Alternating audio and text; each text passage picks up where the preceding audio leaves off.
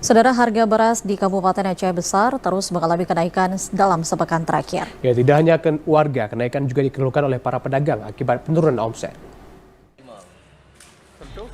Harga beras di tingkat pedagang grosir di kawasan Kaju, Kabupaten Aceh Besar terus mengalami kenaikan. Tidak hanya medium, kenaikan juga terjadi pada beras jenis premium. Beras premium yang sebelumnya dijual Rp22.000 kini naik menjadi Rp24.000 per bambu atau ukuran 1,5 kg.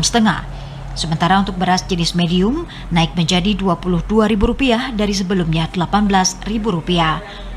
Menurut pedagang, naiknya harga beras telah terjadi sejak sepekan terakhir akibat minimnya pasokan dari penyalur atau kilang padi.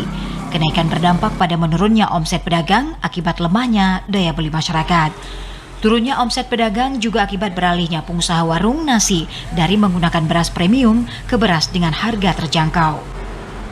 Pedagang rumah makan mereka beralih ke beras yang lebih agak terjangkau gitu. Kesulitan ya, daya beli kurang, pendapatan masih kurang, beban makin besar kan. Seperti saya ini toko sewa, beban jalan terus. Tidak hanya pedagang, kenaikan juga dikeluhkan oleh warga karena terjadi di tengah belum stabilnya perekonomian warga. Pemerintah diharapkan segera melakukan langkah-langkah agar harga beras kembali stabil. Kalau menyulitkan iya bang, ya udah pasti.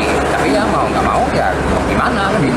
Ya mudah-mudahan sih kalau soal apa yang namanya bahan pokok gitu ya. Kalau bisa sih ya standar aja kayak dulu ya. Stabil bang harganya. Abang ini untuk kebutuhan sendiri di rumah? Sendiri ya. Tidak hanya naik, pedagang juga mengeluhkan sulitnya memperoleh beras dengan kategori medium. Pemerintah diharapkan memastikan ketersediaan beras jenis medium guna membantu warga di tengah mahalnya harga beras. Dari Aceh Besar, Arman Konadi, TVRI Aceh melaporkan.